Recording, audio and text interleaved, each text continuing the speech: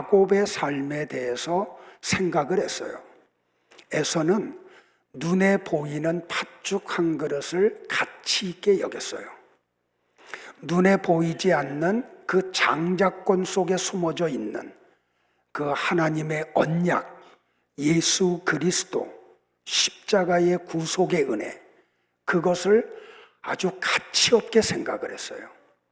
그래서 동생 야곱에게 팥죽 한 그릇을 얻고 장자의 명분을 팔아버려요. 그런데 야곱은 눈에 보이는 팥죽을 가치 있게 여기지 않고 눈에 보이지 않는 장자권을 가치 있게 여겼어요. 그래서 그는 어떤 경로를 댔든지 아버지 이삭으로부터 장자권에 대한 축복을 받아요. 나중에 사냥을 해서 음식을 차려왔던 에서가 이미 야곱이 장자권에 대한 축복을 받았다는 것 때문에 길길이 뛰고 화를 내요. 그런데 그가 화를 냈던 이유는 장자권을 잃어버린 것 때문에 화난 게 아니에요. 그것을 통해서 찾아오는 육신의 그 부호, 그것이 자기에게 이루어지지 않은 것 때문에 화가 났고 그것 때문에 분노를 품었고 그래서 마음속에 야곱을 죽이겠다는 마음을 품어요. 그는 그래서 속으로 이런 생각을 하고 자기도 모르게 은연중에 그 말이 바깥으로 흘러나와요. 이제 아버지가 돌아가실 것인데 아버지를 장사 지내고 나면 내가 야곱을 죽여버리고 말겠다고. 어머니 리브가는 에서의 마음을 헤아려요. 그래서 야곱을 불러가지고 너 형의 분노가 풀어질 때까지 하란에 있는 외삼촌 라반의 집에 좀 피신했다가 오라고. 그래서 야곱이 밧단 아람을 떠나서 하란으로 떠나요. 그때의 나이가 야곱이 몇 살이냐면 적은 나이가 아니에요. 77살이나 돼요. 근데 야곱을 둘러싸고 있는 모든 환경을 보면은 자기 아버지도 40살에 결혼하고 60에 자기를 낳았어요. 자기 형 에서도 40살에 저기 헷족 속의 딸 유딧과 바스맛과 결혼을 해서 가정을 이룬 상태였어요. 그런데 야곱은 77이 되도록 혼자 있었고 형의 분노를 피해서 밧단 아람에서 하란으로 도망을 가요. 얼마나 급하게 도망을 갔든지 한 곳에 이르러서 밤이 되었어요. 그래서 돌을 베고 잠을 자요. 그곳이 루스예요. 잠을 자는데 꿈에서 환상을 봐요. 사닥다리가 자기가 있는 곳으로부터 하늘에까지 닿았고 하나님의 사자들이 오르락 내리락 하는 게 보여요. 그러면서 연이어서 하나님의 음성이 들려요. 나는 너의 할아버지 아브라함과 너의 아버지 이삭의 하나님이라고. 내가 너와 함께 하겠다고. 내가 너를 지켜주겠다고. 내가 너가 하는 일을 다 도와주겠다고.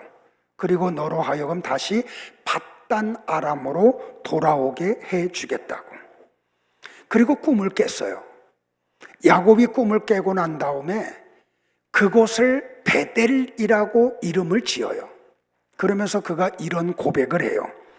여호와께서 분명히 이곳에 계셨는데도 내가 그것을 알지 못하다니. 정말 이곳은 두려운 곳이구나. 이곳은 바로 하나님의 집이며 하늘의 문이다 라고 말이에요. 그래서 오늘 제가 설교 제목을 하나님의 집 하늘의 문이라고 제목을 정해서 설교를 하는데 저는 이 두 가지 주제를 가지고 하나님의 집은 무엇이고 하늘의 문은 무엇이며 그 땅에서 하늘까지 연결되었던 사닥다리는 무엇을 의미하는지 그것을 같이 상고하는 시간을 갖고자 합니다. 하나님의 집은 장소가 아닙니다. 하나님의 집은 하나님의 임재가 있는 곳입니다. 우리 다 같이 창세기 28장 16절과 17절을 합독을 할까요? 시작. 야곱이 잠이 깨어 이르되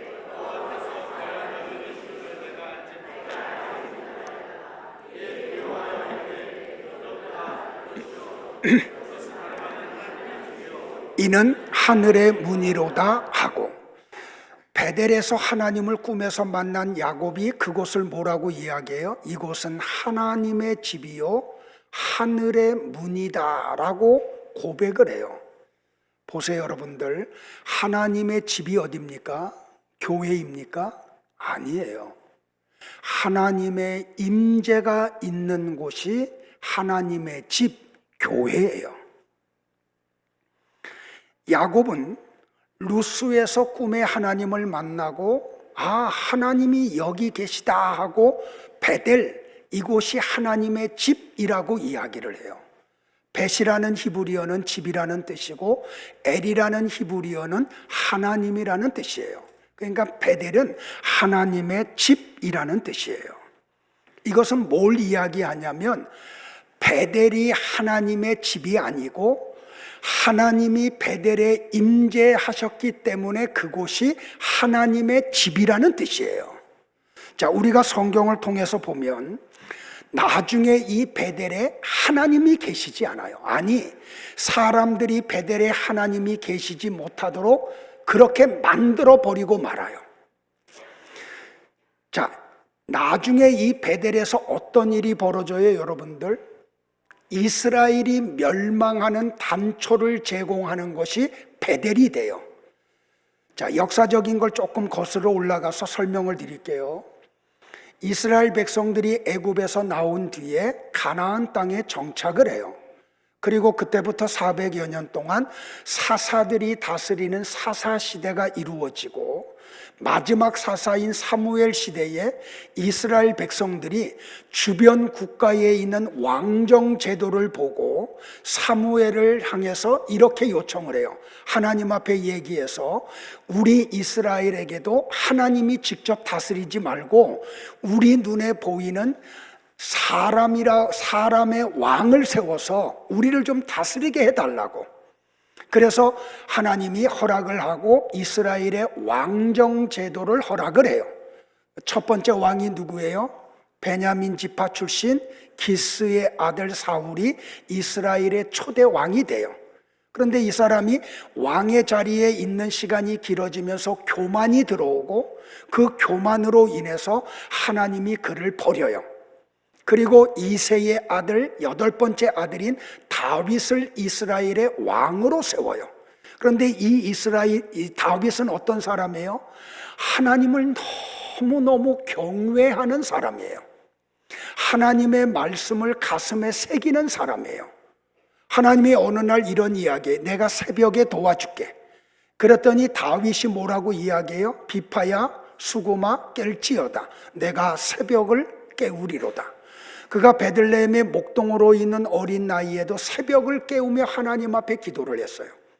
그가 사울 왕에게 의해서 쫓김을 당하면서도 하나님 앞에 새벽을 깨우며 기도를 했어요. 그가 헤브론에서 또 예루살렘에서 이스라엘의 왕이 되어 40년을 다스리면서도 그는 새벽을 깨우며 하나님 앞에 경배를 드렸어요. 그러자 성경에 뭐라고 기록을 해요? 다윗이 어디로 가든지 여호와께서 이기게 하셨더라. 이 다윗 왕 때에 이스라엘이 번영을 해요. 자, 그리고 그의 아들 솔로몬이 다윗의 뒤를 이어서 이스라엘의 왕이 돼요. 자, 우리가 잘 아는 대로 이 솔로몬이 기브온 산당에서 1000 번제를 드려요. 하나님이 그 솔로몬 왕의 그것을 보고 너무 감동해서 그를 찾아와서 이런 말씀을 하죠. 솔로몬아, 네가 원하는 것 한 가지를 이야기하면 내가 그것을 들어줄게 그래요. 그랬더니 솔로몬 왕이 뭐를 구해요? 부도 구하지 않고 명예도 구하지 않고 이스라엘 백성들을 다스릴 수 있도록 지혜와 지식을 구해요. 그게 하나님의 마음에 합했어요. 그래서 하나님이 그가 구하지 않은 부와 명예도 주지요. 그런데 어떤 일이 벌어져요? 사람이 돈이 많아지고 명예가 생기면 하는 게 뭐냐면 죄 짓는 것밖에 없어요. 솔로몬 왕이 무슨 짓을 저지르냐면 이방의 아리따운 여자들을 후처로 받아들여요. 몇 명이나요? 1000명이나요. 그런데 이 여자들이 예루살렘으로 시집을 오면서 뭘 가지고 와요?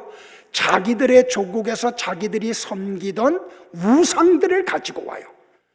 솔로몬의 노년을 보면 그가 하나님을 경외하는 시간보다는 우상을 섬기고 하나님 앞에 죄 짓는 일들이 더욱 많았어요.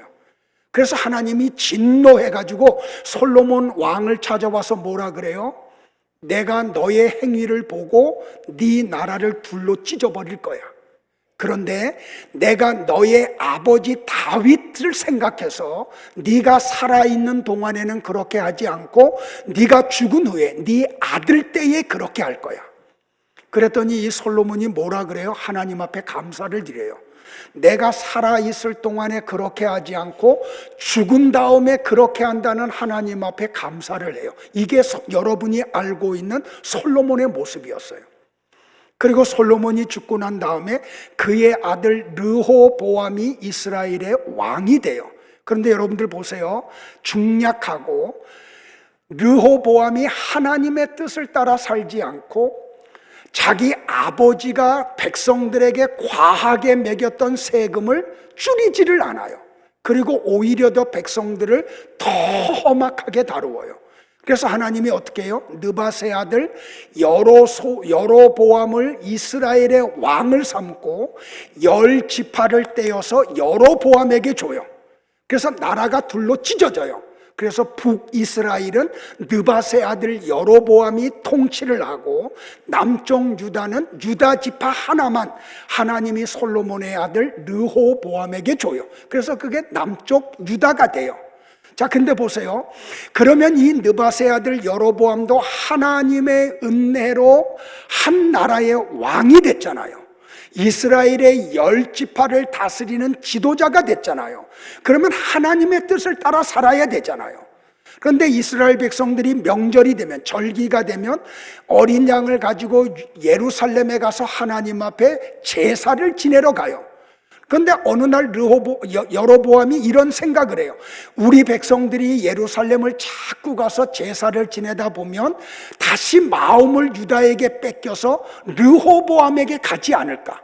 그래가지고 어떻게 하냐면 이스라엘 지역에 있는 단과 베델이라고 하는 곳에 금으로 송아지를 만들어 놓고 이스라엘 백성들한테 공포를 해요. 자, 오늘부터는 예루살렘 성전까지 가지 않아도 됩니다. 여기 단과 베델에 있는 금송아지가 하나님입니다. 여러분을 도와줄 겁니다. 그러니 단과 베델에 가서 하나님을 금송아지를 섬기라고 이야기를 해요. 그러니까 이 베델에 하나님이 계시지 않으니까 어떤 일이 벌어져요? 금송아지가 하나님의 자리에 앉고 이스라엘 백성들이 금송아지를 하나님으로 알고 섬겨요. 자, 열왕기하 15장 9절, 18절, 24절, 28절에 보면 이스라엘의 역대 왕들이 느밧의 아들 여로보암과 똑같은 죄를 범했다고 계속해서 반복하며 강조를 해요. 자, 같이 볼까요? 시작. 그의 조상들의 행위대로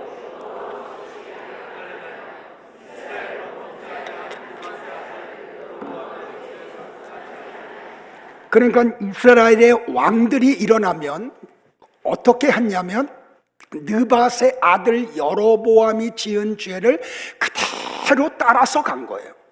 그러니까 하나님을 경배해야 될 그들이 하나님을 경배하지 않으므로 이스라엘이 아수르에 의해서 멸망을 당해버리고 말아요. 그러니까 여기 북이스라엘이 멸망한 이유가 뭐예요? 느밧의 아들 여로보암의 죄에서 그들이 떠나지 않았기 때문이에요. 여로보암의 죄가 뭐예요? 하나님이 아닌 우상을 섬긴 거예요. 그런데 그 우상이 어디에 세워졌다고요? 바로 야곱이 하나님을 만났던 베델과 단에 금송아지가 세워졌어요. 그리고 그들은 금송아지를 섬겼어요. 그러니까 이스라엘 백성들로 하여금 이들이 그들을 죄로 몰아넣었던 것은 여로보암의 죄가 너무 매력적이었기 때문에 그래요. 왜? 하나님은 눈에 보이지 않고 그들은 눈에 보이는 신을 섬기기를 원했기 때문에 말이에요. 그런데 보세요. 지금도 그리스도인들을 타락시키는 것이 바로 이런 거라는 거예요. 여로보암의 죄는 신앙과 삶을 분리시키는 거예요. 그러니까 교회 와서 예배 드릴 때는 하나님을 섬기는 자로 서고 세상에 나가면 하나님 없는 자로 살아도 된다는 거예요. 그게 여로보암의 죄예요. 여로보암의 죄가 뭐예요? 성도들로 하여금 협착한 길 좁은 문으로 가지 못하게 하고 넓은 길 넓은 문으로 가게 하는 거예요. 여로보암의 죄가 뭐예요, 여러분들? 자꾸 외형적인 것에 관심 갖게 하는 거예요. 크기에 관심을 갖게 하는 거예요. 교회라는 장소가 중요하지 않아요, 여러분들. 잘 들으세요. 교회가 교회되려면 교회에 하나님이 임재하고 계셔야 돼요. 아무리 십자가를 달고 건물의 모양을 교회같이 지고 그 속에서 찬양이 있고 말씀이 선포돼도 그곳에 하나님이 계시지 않으면 그곳은 더 이상 교회가 아니에요. 교회가 교회 되려면 하나님이 임재하고 계셔야 돼요. 나는 우리 교회가 그런 교회 되기를 주의 이름으로 축복을 해요. A.W. 토저라고 하는 목사님이 계세요. 제가 여러분에게 이렇게 권면 드리는 것은 기독교 서점에 가서 토저 목사님이 쓰신 책이 있으면 그 책은 어떤 책이든지 가리지 말고 사서 읽으라고 제가 부탁을 드릴게요. 근데 이 목사님이 쓴 하나님의 임재를 갈망하라고 하는 책에서 그분이 이런 글을 썼어요. 제가 발췌해 와서 그대로 소개를 해드릴게요. 자, 이런 가정을 해봅시다. 어떤 목사가 유명 연예인에게 우리 교회에 와 주십시오. 경건한 마음으로 마음을 갖고 예수님을 위해 그렇게 해 주십시오. 라고 부탁을 합니다. 그래서 이 목사의 부탁을 받은 유명인 연예인이 교회에 옵니다. 그런데 교회에는 등잔대가 있습니다. 그 등잔대에서 비치는 빛은 모든 사람의 영의 빛이신 예수 그리스도를 예표하는 것입니다. 또한 교회에는 떡상이 있고 떡상 위에는 떡이 있습니다. 그 떡은 성도의 영의 양식이신 예수 그리스도를 예표합니다. 그리고 교회에는 향단이 있습니다. 그 향단에서 피어오르는 연기는 하나님의 귀에 들리는 성도들의 기도 소리입니다. 그런데 그토록 거룩한 교회에 유명 연예인이 그 역할을 수행합니다. 그를 보기 위해 많은 사람이 모일 것입니다. 그러나 나는 그런 것을 결코 원하지 않습니다. 그를 보지 않고 그의 목소리를 듣지 않기 위해 나는 심리 밖으로 멀리 도망할 것입니다. 그를 보기 위해 그에게 한 발자국도 내딛지 않을 것입니다. 그를 초청하기 위해 한 푼도 내지 않을 것입니다. 내가 왜 이런 말을 하는 것일까요?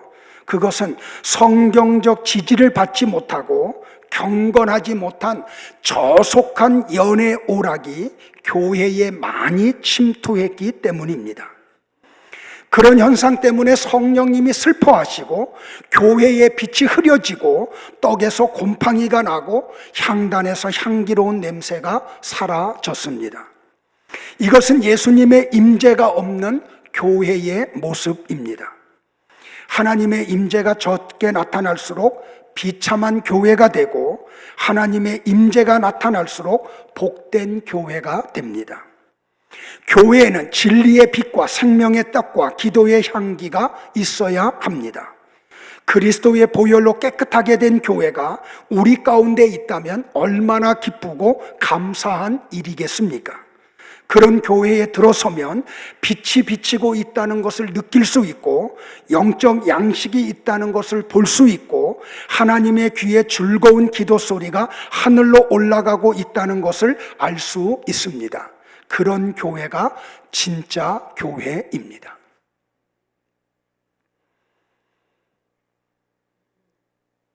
한국의 어떤 교회들은 연예인들을 초대를 하죠. 한 명을 초대해서 몇 곡의 찬양을 부르는데 지불되는 개런티가 1,000만 원이에요. 근데 그렇게 초대를 하고 그런 분이 오면 사람들이 그분을 보겠다고 많이 와요. 그래서 숫자가 늘어나죠. 그것을 하나님이 기뻐하지 않는다고 A.W. 토저 목사님은 이야기를 해요. 나는 여러분 안에 하나님이 임재하시기를 바라요. 여러분 가정 안에 하나님의 임재하시기를 바라고 우리 교회 안에 하나님의 임재가 이루어지기를 간절히 소망을 해요. 하나님의 임재가 있는 곳이 교회예요. 그곳이 하나님의 집이에요. 건물이 아름답다고 하나님의 집이 아니에요. 하나님이 계셔야 하나님의 집이에요.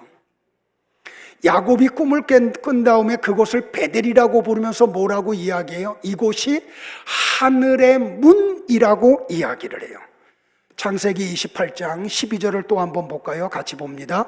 꿈에 본즉 사닥다리가 땅 위에 서 있는데 그 꼭대기가 하늘에 닿았고 또 본즉 하나님의 사자들이 그 위에서 오르락 내리락 하고 라고 말씀을 해요. 자, 귀가 따갑도록 다시 반복할게요. 성경은 누구에 대해서 얘기하는 책이에요?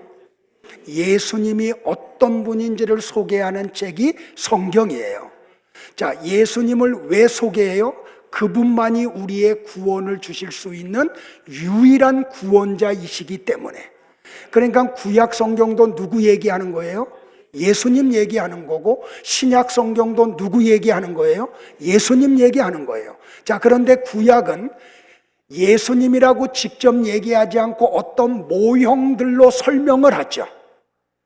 그래서 유월절 어린 양은 모형이죠. 그 유월절 어린 양의 실체는 누구예요? 예수님이시죠. 그래서 제가 무슨 얘기예요? 구약은 다 뭐다? 그림자다. 실체는 어디에 있다? 신약에 있다.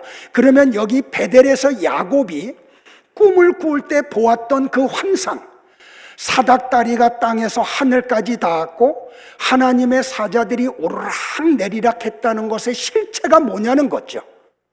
이 사닥다리가 도대체 뭘 얘기하느냐는 거예요. 자, 그것을 우리가 알기 위해서 요한복음 1장으로 가야 돼요. 자, 요한복음 1장에 가보면 예수님이 베드로와 안드레를 제자로 부르세요. 그리고 그 다음날 빌립을 제자로 부르세요. 예수님의 부름을 받았던 빌립이 예수님에게 따라가기 전에 그가 어떻게 얘기하냐면 나다나엘을 찾아가요. 그래서 빌립이 나다나엘에게 예수님이 나를 따라오라고 했던 그 말씀을 전하면서 이렇게 말을 해요. 같이 볼까요? 시작. 모세의 율법책과 예언자들의 예언사에 기록된 분을 우리가 만났는데 그분은 나사렛 사람 요셉의 아들 예수님이셨어 라고 얘기해요. 자, 내가 예수님을 만났는데 그분이 누구냐면 구약 성경 모세오경 토라에 예언되었던 그 그림자, 그분의 실체가 예수님이야. 선지자들이 기록한 예언서에 기록된 메시아, 예언되었던 메시아가 예수님이야. 나사렛 예수야라고 말을 해요. 그러자 나다나엘이 빌립에게 뭐라고 이야기해요? 야, 나사렛에서 무슨 훌륭한 인물이 나올 수 있겠니? 하고 반문을 해요. 왜냐하면 그때 당시에는 이스라엘의 지방색이 굉장히 강했어요. 그래서 이 사마리아와 가까이 있는 나사렛 지방은 천한 사람들이 사는 곳으로 그들이 어떤 이런 편견을 가지고 있었어요. 그러니까 나다나엘이 그런 말을 하는 거예요. 그런데 빌립은 그렇게 말하는 나다나엘에게 이런 말이에요. 그 쓸데없는 말 하지 말고 나 따라와. 가서 예수님 한번 만나보기라도 하자. 그래서 나다나엘이 빌립의 인도함을 받아서 예수님에게로 가요. 예수님이 이렇게 계시다가 나다나엘이 빌립과 함께 오는 것을 보고 주변에 있는 사람들에게 예수님이 이렇게 말씀을 하세요. 야, 저기 오고 있는 이 사람 나다나엘이야말로 간사한 것이 없는 진짜 이스라엘 사람이야 라고 얘기를 해요. 그러자 나다나엘이 깜짝 놀라서 물어봐요. 예수님, 나는 예수님을 지금 처음 뵙는데 주님은 나를 알고 계십니까? 하고요. 그때 예수님이 놀라서 묻는 나사나엘에게 이렇게 말씀을 해요. 같이 볼까요? 시작. 빌립이 너를 부르기 전에 네가 무화과 나무 아래에 있는 것을 내가 보았다라고 말이에요. 그때 나다나엘이 예수님을 향해 이렇게 선언을 해요. 다 같이 우리의 선언이 되길 바라요. 시작. 선생님은 정말 하나님의 아들이시며 이스라엘의 왕이십니다. 이 고백이 일어나자 예수님이 창세기 28장 12절에서 야곱이 말했던 말을 인용하시면서 요한복음 1장 50절과 51절에서 이렇게 말씀을 하세요. 잘 보세요, 여러분들. 자, 앞에 51절 뒤에 나오는 51절은 창세기 28장 바로 거기에 나오는 12절의 내용을 예수님이 인용하시는 거예요. 다 같이 봐요. 시작. 내가 너를 무화과 나무 아래에서 보았다 함으로 믿느냐? 이보다 더 큰 일을 보리라. 또 이르시되 진실로 진실로 너희에게 이르노니 하늘이 열리고 하나님의 사자들이 인자 위에 오르락 내리락 하는 것을 보리라 하시니라. 여기 예수님이 사닥다리라고 하지 않고 사닥다리를 뭘로 표현해요? 인자라고 표현을 해요. 그러면 창세기 28장 12절에서 야곱이 보았던 하나님의 사자들이 오르락 내리락 할 수 있게 했던 사닥다리는 누구를 얘기해요? 인자이신 예수 그리스도를 얘기해요. 믿으세요, 여러분들? 그러니까 이 사닥다리가 뭐예요? 하나님과 우리를 중보하시기 위한 십자가예요. 예수님이 대속의 죽음을 죽으신 십자가, 예수 그리스도, 그분이 바로 사닥다리 인자라는 말이에요. 믿으십니까, 여러분들? 그러니까 여러분 잘 보세요. 창세기 28장의 야곱은 이렇게 아주 엄청난 불가능한 야곱이 하나님과 화목되게 됐던 배경이 뭐예요?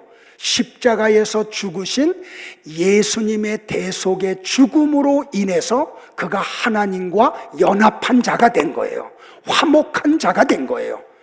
아멘이 나와야 되는데. 그러니까 여러분들 보세요. 그러니까 나와 여러분을 화목하게 만드는 중보자는 예수님 밖에는 계시지 않아요. 바로 이 이야기를 지금 하는 거예요. 자, 근데 여기서 예수님이 네가 그런 걸 보게 될 거야 라고 말씀을 해요. 근데 여기 보리라 라고 하는 헬라어가 뭘로 되어 있냐면 옵세스대로 되어 있는데 시제가 미래형이에요. 자, 미래 시제라는 것은 지금 나다나엘이 그것을 볼 거라는 얘기가 아닌 거죠. 과거에 봤다는 얘기도 아니죠.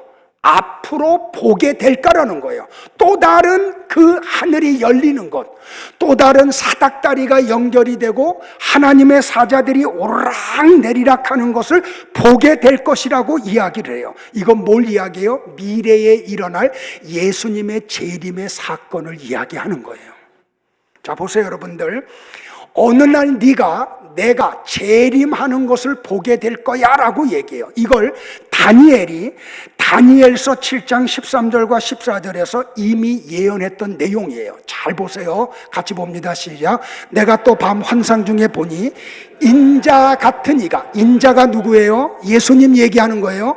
인자 같은 분이, 다 같이 시작. 하늘 구름을 타고 와서 옛적부터 항상 계신 이에게 나아가 그 앞으로 인도됨에 그에게 권세와 영광과 나라를 주고 모든 백성과 나라들과 다른 언어를 말하는 모든 자들이 그를 섬기게 하였으니 그의 권세는 소멸되지 아니하는 영원한 권세요 그의 나라는 멸망하지 아니할 것이니라. 믿으세요, 여러분들? 그러니까 다니엘이 구약시대의 선지자였음에도 불구하고 하나님을 통해서 예수님의 재림에 대한 계시를 받은 거예요. 언젠가 인류의 마지막 날이 있고 예수님이 재림하는 어떤 그런 계시를 받은 다니엘이 그 환상이 머릿속에 떠올라올 때마다 마음에 근심을 했다고 이야기를 해요. 성도 여러분들, 이 날이 반드시 있음을 깨닫기를 축복을 해요. 여러분들이 믿든지 안 믿든지, 인정하든지 인정하지 않든지, 그 미래 주님의 재림의 때를 예비하고 살든지 살지 않든지 반드시 어느 날, 역사의 어느 날 예수님이 심판자로 재림을 하실 거예요. 이 사실이 나를 두렵게 해요. 언젠가 예수님이 재림하신다. 그리고 그날이 되면 하나님은 양과 염소를 정확하게 나누신다. 그날이 되면 정확하게 정체가 드러나요. 저는 이게 두려워요. 이거 믿거든요. 그래서 그날 하나님으로부터 칭찬 듣고 싶어요. 그래서 여러분이 기뻐하는 목회하기가 할 수가 없어요. 왜? 그날이 있음을 나는 믿기 때문에.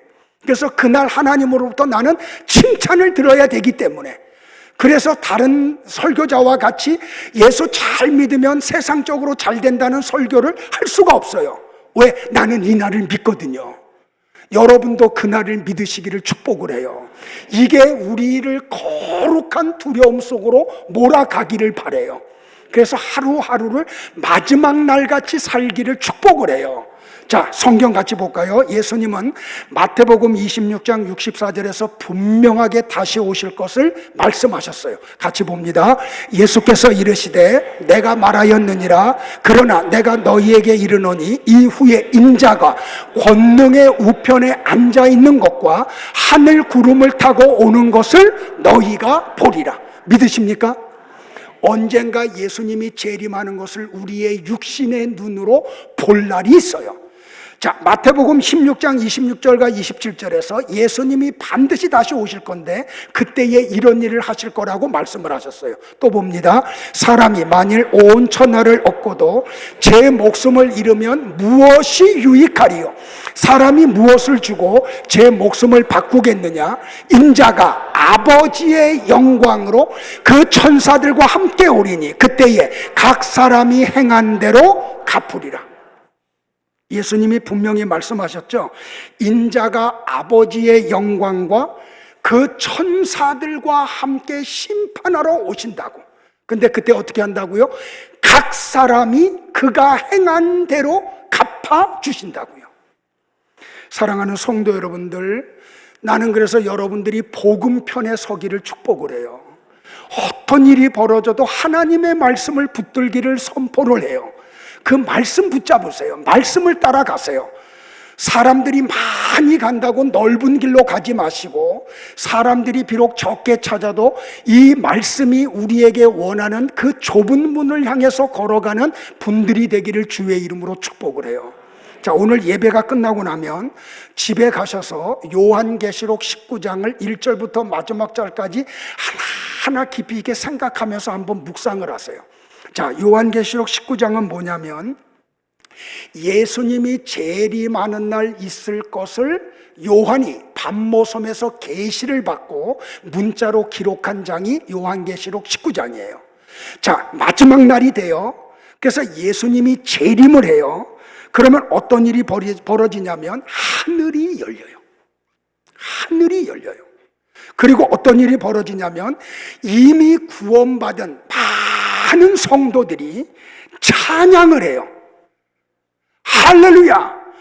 구원과 영광과 존귀와 권세가 주 우리 하나님에게 있도다라고 말이에요. 창조 이래로 아담 이후로 구원받은 모든 하나님의 백성들이 하늘이 열리고 예수님이 이한검을 들고 심판하러 오실 때 하늘에서 찬양을 이렇게 불러요. 그러자 매우 큰 무리가 다시 한번 그들의 찬양을 받아서 또 외쳐요. 할렐루야라고 말이에요. 그러자 천국에 있는 24장로와 네 그룹, 스랍이라고, 이사야서에서 이사야는 스랍이라 그랬죠. 네 스랍들이 땅에 엎드려 하나님께 경배하며 그들이 이렇게 화답해요. 아멘, 할렐루야라고 말이에요. 마지막으로 큰 무리가 다시 받아서 찬양을 해요. 나와 여러분의 찬양이 되길 바랍니다. 믿음으로 하세요. 시작. 할렐루야. 주 하나님 전능하신 이가 왕노릇 하시도다라고 말이에요. 이 모습을 요한이 뭐라고 표현했냐면 큰 기쁨의 모습이다. 구원받은 이스라엘의 장자들의 찬양 소리다 라고 말을 해요. 왜냐하면 예수님의 재림을 위해 모든 것이 준비가 끝났기 때문에 그래요. 어린 양 예수님의 신부인 교회는 그때 희고 깨끗한 세마포 옷을 입고 신랑으로 오시는 예수님을 맞이하려고 정결하게 준비하고 신랑을 기다려요. 자, 다 같이 요한계시록 19장 11절로부터 16절을 믿음으로 합독을 하겠습니다. 자, 믿음으로 봅니다. 시작. 또 내가 하늘이 열린 것을 보니 보라, 백마와 그것을 탄 자가 있으니 그 이름은 충신과 진실이라. 그가 공의로 심판하며 싸우더라. 그 눈은 불꽃 같고 그 머리에는 많은 관들이 있고 또 이름 쓴 것이 하나 있으니 자기밖에 아는 자가 없고 또 그가 피 뿌린 옷을 입었는데 그 이름은 하나님의 말씀이라 칭하더라. 하늘에 있는 군대들이 희고 깨끗한 세마포 옷을 입고 백마를 타고 그를 따르더라. 그의 입에서 예리한 검이 나오니 그것으로 만국을 치겠고 친히 그것을 철장으로 다스리며 또 친히 하나님 곧 전능하신 이의 맹렬한 진노주의 포도주 틀을 밟겠고 그 옷과 그 다리에 이름을 쓴 것이 있으니 만왕의 왕이요 만주의 주라 하였더라. 할렐루야. 그러니까 이 요한계시록 19장의 장면은 다니엘이 예언해왔던 말씀이 성취되는 걸 지금 이야기하고 있죠. 나와 여러분이 그 현장에 참여하기를 축복을 해요. 다른 데는 우리가 참여 안 해도 괜찮은데 이 마지막 날 예수님이 재림하시고 그 영광의 찬양이 울려 퍼지는 자리에 여러분들이 다 같이 참여하기를 축복을 합니다. 우리는 우리를 구원하신 하나님을 찬양할 것이고 예수님의 승리를 축하하며 영광을 돌리게 될 것입니다. 근데 우리가 하나 더 알아야 될 것이 있어요. 그게 뭐냐면 복음을 받아들이지 않은 사람들, 끝까지 복음을 받아들이지 않은 사람들, 그 사람들에게는 용서하세요. 성경 얘기니까 하나님의 심판이 그날 있을 거예요. 오늘 요한계시록 19장 15절에서 뭐라 그래요? 하나님 곧 전능하신 이의 맹렬한 진노의 포도주 틀을 밟겠다. 이 날이 반드시 있어요. 저는 이 날이 두려워요. 그래서 하나님 앞에 성경대로 두렵고 떨림으로 나의 구원을 이루려고 몸부림을 쳐요. 다른 거 다 잃어버려도 우리 괜찮잖아요. 그러나 이 마지막 날의 구원에서 우리가 제한받으면 안 되잖아요. 그래서 우리가 말씀 속으로 사모함으로 들어가는 거예요. 이 말씀이 요구하는 삶을 힘들어도 살아가려고 흉내라도 내는 거예요. 이게 너무 힘든데 힘듦을 알매도 불구하고 이 길을 걸어가는 거예요. 여러분은 예수님이 재림하실 때 예수님을 맞이할 준비를 하고 계십니까? 만약에 말입니다. 오늘 주님이 재림하면 그 주님을 영접할 준비가 되어 계십니까?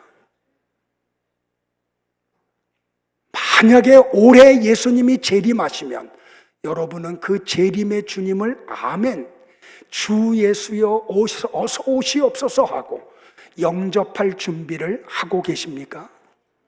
그러기를 축복을 해요. 옆에 분들 한번 축복할래요? 주님 맞을 준비하며 사세요 하고요. 자, 말씀을 정리하겠습니다. 잘 따라오세요. 여러분들이 창세기서를 유심히 보면 하나님이 야곱을 어떤 위기가 올 때마다 그를 베델로 초대를 해요. 성경에 보면 하나님이 이스라엘 백성들을 그들을 베델로 초대해요. 자, 다시요. 베델은 어디예요? 하나님의 집이에요. 하늘의 문이에요. 근데 그 장소가 하나님의 집이라는 뜻이 아니라 그랬죠. 하나님이 임재하신 곳이 베델이에요. 하나님이 임재하신 곳이 하나님의 집이 돼요. 자, 하란에서 세월을 보내고 난 다음에 야곱이 다시 밧단 아람으로 돌아와요. 근데 에서를 만날 게 야곱에게는 너무 힘들어. 그래서 어떻게 그가 야복나루에서 가족들을 다 야복강을 건너게 한 후에 혼자 뒤에 남죠. 그 밤에 하나님의 사자와 씨름을 하죠. 그리고 그의 환도뼈를 천사 하나님이 쳐서 위골이 돼요. 근데 끌려가면서도 하나님을 놓지 않고 야곱이 호소하는 게 뭐예요? 나를 좀 축복해달라 그러죠. 그래서 하나님이 그의 이름을 야곱에서 이스라엘로 바꿔요. 자, 그 후에 야곱이 에서를 만나요. 하나님이 에서의 마음을 만지셔서 야곱에게 어떤 행위도 못하게 만들어요. 그리고 난 다음에 에서가 뭐라 그래요? 야, 나랑 같이 가자. 우리 오래간만에 만든 내가 너 보호해 줄게. 근데 야곱이 어떻게 해요? 아닙니다. 나는 따로 살게요. 그래서 에서를 떠나서 야곱이 어디로 가요? 세겜으로 가요. 세겜에 가서 며칠을 머물었는데 어떤 일이 벌어져요? 그 하몰의 아들 추장 세겜이 그 야곱의 딸 디나를 데려다가 겁탈을 해요. 그리고 그 여자와 결혼을 하겠다고 제안을 해요. 그러면서 세겜 백성들에게 제안하는 게 뭐예요? 저들이 요구하는 거 다 들어주자. 저들과 우리가 혼인 관계를 맺으면 저들의 재산이 다 우리께 돼. 그러죠. 그래서 그 디나의 그 오라버리들인 시므온과 레위가 세겜에게 제안하는 게 뭐예요? 너희 세겜의 모든 남자들 다 할례 행해. 그래서 우리와 언약의 증표를 같이 맺어. 그러면 우리가 딸을 너희에게 줄게 그래요. 그래서 세겜 사람의 남자들이 전부 다 할례를 행해요. 3일째 되는 날 그들이 가장 고통스러울 때 시므온과 레위가 들어가서 세겜의 남자들을 다 죽여버려요. 자, 그때 어떤 일이 벌어져요, 여러분들? 야곱은 직감적으로 느끼죠. 이제 하란에서 막 들어오고 에서를 막 헤어지고 난 다음에 이런 일이 벌어지니까 이제 큰일 났다. 우리 씨족이 멸망당하겠다. 그런 위기의 순간에 하나님이 야곱을 찾아오셔서 창세기 35장 1절에서 야곱에게 이렇게 명령을 내려요. 다 같이 봐요. 시작. 하나님이 야곱에게 이르시되 일어나 베델로 올라가서 거기 거주하며 네가 네 형 에서의 낯을 피하여 도망하던 때에 네게 나타났던 하나님께 거기서 제단을 쌓으라 하신지라. 하나님이 야곱에게 어디로 가라고 얘기해요? 베델로 가라고 얘기해요. 장소가 중요하다 그랬어요? 아니죠. 그곳에 하나님의 임재가 있어요. 그러니까 베델로 올라가라는 말씀은 지역인 베델로 올라가라는 뜻이 아니고 하나님의 임재가 있는 곳으로 가라는 거예요. 나와 여러분이 사모하고 가야 할 곳이 어디예요? 하나님의 임재가 있는 곳이에요. 거기에 뭐가 있어요? 예수 그리스도 중보자 십자가가 그 속에 있어요. 그러니까 하나님이 야곱에게 어디로 가라는 거예요? 너를 나와 그러니까 화목시켰던 십자가의 은혜로 들어가라는 거예요. 야곱이 베델로 가기 전에 뭘 해요, 여러분들? 가족 식구들을 다 불러놓고 이야기해요. 야, 지금까지 우리가 하나님을 믿는다고 하면서도 너희들이 각자 섬기던 우상들 있지? 그거 다 가지고 와. 그래서 야곱의 네 부인과 자녀들이 자기네들이 섬기던 모든 것, 라헬은 뭘 갖고 와요? 자기 아버지 라반이 섬기던 드라빔을 갖고 있었잖아요, 그때까지요. 그 모든 우상을 가지고 다 와요.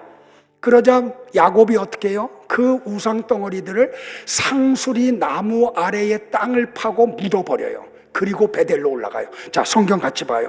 35장 2절로부터 5절까지요. 시작. 야곱이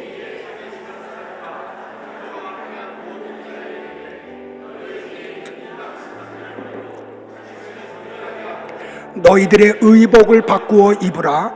우리가 일어나 베델로 올라가자. 내 환난 날에 내게 응답하시며 내가 가는 길에서 나와 함께 하신 하나님께 내가 거기서 제단을 쌓으려 하노라 하며 그들이 자기 손에 있는 모든 이방 신상들과 자기 귀에 있는 귀고리들을 야곱에게 주는지라. 야곱이 그것들을 세겜 근처 상수리 나무 아래에 묻고 그들이 떠났으나 하나님이 그 사명 고울들로 크게 두려워하게 하셨으므로 야곱의 아들들을 추격하는 자가 없었더라. 그러니까 오늘 나와 여러분들이 하나님의 임재 아래 들어가기 위한 전제 조건이 뭐예요? 내 안에 있는, 우리 가정 안에 있는 우상들을 몰아내야 돼요. 땅에 파묻어 버려야 돼요. 근데 여러분들이 하나님이 아닌 여러분이 알지도 못하고 섬기고 있는 우상들이 뭔지 알아요, 몰라요? 잘 몰라요. 그래서 제가 여러분들에게 팀 켈러 목사님이 쓴 내가 만든 신이라고 하는 책을 꼭 읽어달라고 부탁을 드리죠. 내일 기독교 서점에 가서 이 책 꼭 사세요. 팀 켈러 목사님이 쓴 내가 만든 신이라는 책을요. 그리고 가족 식구들이 돌아가면서 한번 읽으세요. 그러면 그 책을 읽어보면 야, 우리가 우상이라고 생각하지 못했던 것들이 내 안에 얼마나 많고 우리 가정 안에 얼마나 많다라고 하는 것을 발견하게 될 거예요. 그러면 그 지식이 생기면 여러분들은 야곱의 가족과 같이 여러분의 자녀들과 더불어 여러분 안에 있는, 가정 안에 있는 모든 우상들을 땅을 파고 묻어버리기를 축복을 해요. 그리고 다음 주일부터 하나님이 임재가 있는 예배당에 와서 하나님을 경배하고 찬양하기를 주의 이름으로 축복을 합니다.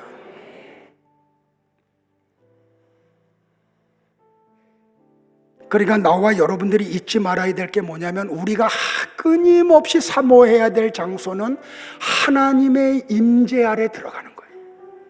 하나님의 임재 아래 머무는 거예요.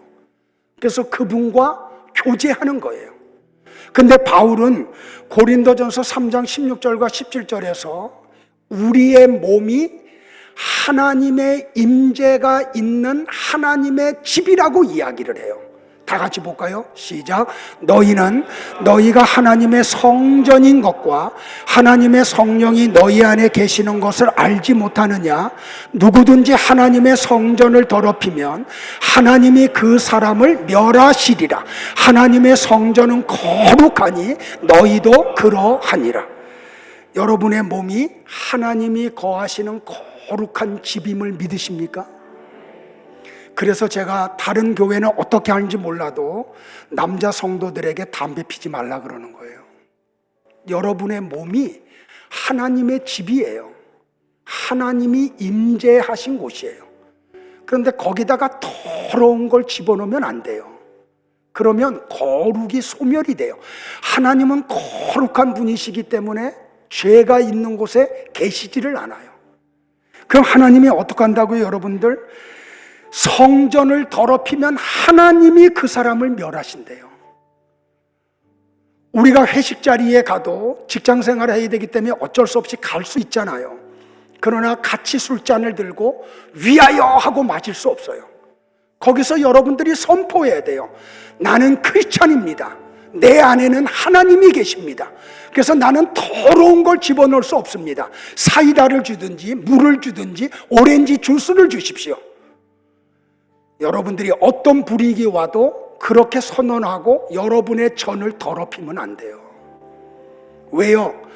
우리는 하나님의 집이기 때문에, 하나님의 임재가 있는 곳에 우리가 들어가야 되기 때문에, 그래서 우리가 온전하게 하나님을 경배하고 찬양하는 성도들이 되기를 주의 이름으로 축복을 합니다. 여러분의 몸, 그곳이 하나님이 임재하고 계신 하나님의 집이에요. 여러분의 가정, 그곳이 하나님이 임재하는 하나님의 집이 되기를 축복을 해요. 우리 교회가 하나님의 임재가 있는 하나님의 집이 되기를 간절히 저는 소원을 합니다. 그래서 우리가 예배 때마다 하나님 만나고 돌아가는 축복의 사람들이 되기를 주의 이름으로 축복을 합니다. 우리 옆 사람들 한 번만 이렇게 축복할까요? 거룩하게 하세요 하고요. 한 번만 더요. 거룩하기를 축복합니다 하고요.